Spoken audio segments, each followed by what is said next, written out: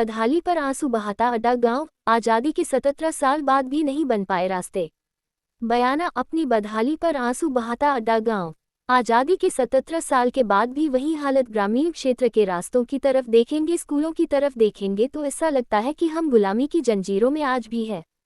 ये रास्ते आज तक एक बार भी पक्के नहीं हुए, जबकि कागजातों में हर सरपंच के कार्यकाल में पक्के हो गए। जबकि अड्डा गांव में 30 साल लगातार सरपंच रहे लेकिन धरातल पर कार्य नहीं किए। जबकि सरपंचों की भैंसों को चारा खिलाने वाले खानोटे तक पक्के मिलेंगे लेकिन रास्ते नहीं।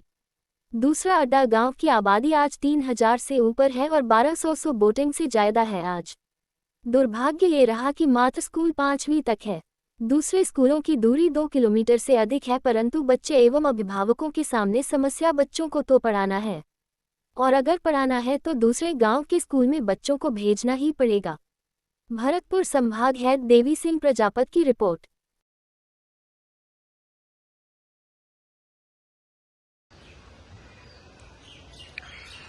देश की आजादी का अमृतकाल, 75 साल हो गए भारत देश को आजाद हुए, लेकिन गांव की स्थिति आज भी बदहाल ही है।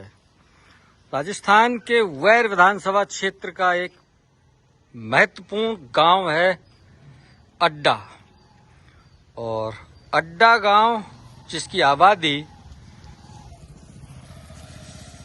3000 के आसपास है। 1200 से अधिक मतदाता यहाँ गांव में हैं। गांव के रास्ते बदहाल हैं और इससे भी 2 कदम आकर के आप अगर सोचोगे तो इस गांव में 8वीं तक की शिक्षा प्राप्त करने तक का विद्यालय नहीं है। प्राथमिक विद्यालय इस गांव में संचालित है।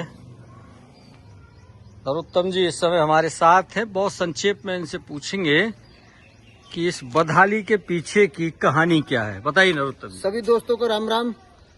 सच बात तो ये कि ये कागजातों में कई बार ये रास्ते बन चुके हैं, लेकिन जमीन स्तर पर आज भी 77 साल के बाद में एक बार भी पूरा नहीं बना है।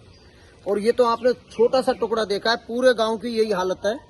और क्या होता है कि जैसे सरकार ने 1000 मीटर रास्ता दिया और सरपंच कोई भी मात्र 300 मीटर ईंट बिछाता है, इससे ज्यादा नहीं बिछाता है। और यही नहीं, यहाँ पर जितने भी सरपंच हुए उनने आज तक ये रास्तों पर ध्यान नहीं दिया है। और आपने अच्छा पूछा स्कूल के बारे में, तो स्कूल के बारे में मेरे द्वारा माननीय मुख्यमंत्री महोदय तक के लिए कई बार चिट्ठी लिख चुका हूँ, लेकिन आज तक उस स्कूल को 8वीं तक नहीं किया है, जिसके कारण बच्चे पढ़ाई छोड़ देते हैं। गरीबों के, अमीरों के तो सूरों चले जाएंगे, इधर उधर चले जाएंगे, लेकिन गरीबों के लिए पढ़ाई के लिए कोई सुविधा नहीं है।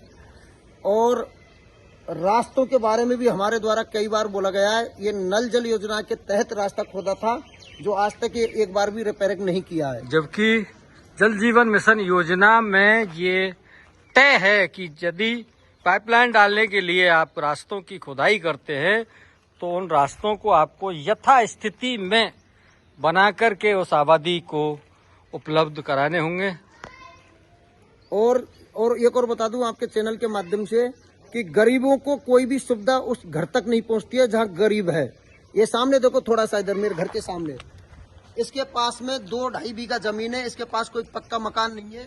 और इसके मकान के फोटो लेके दूसरों को घर दिए गए, लेकिन इसको नहीं मिला है। वो सामने बैठा है आना केर सिंह, ये देखो ये आएगा, इससे पूछना, मतलब ये इसको सरकारी कोई सुविधा नहीं मिलती है, जबकि हमारे गाँव के सबसे गरीब आदमी है, ये इसका घर है। मतलब ये स्थिति है, सरकार की योजना गरीब तक नहीं पहुंच रही है, उनको अमीरी खा जाते हैं। घर मत देखो साहब, घर की स्थिति। तो साथियों, आवाज उठाइए। भारतीय संविधान ने आपको बहुत सारे अधिकार दिए हैं, उन अधिकारों का उपयोग कीजिए अपने हक के लिए, अपने हक हुकूक के लिए। आवाज उठाइए। मिलते हैं फिर किसी एक नए वीडियो के साथ। आपका बहुत बहुत धन्यवाद, आभार, नमस्कार।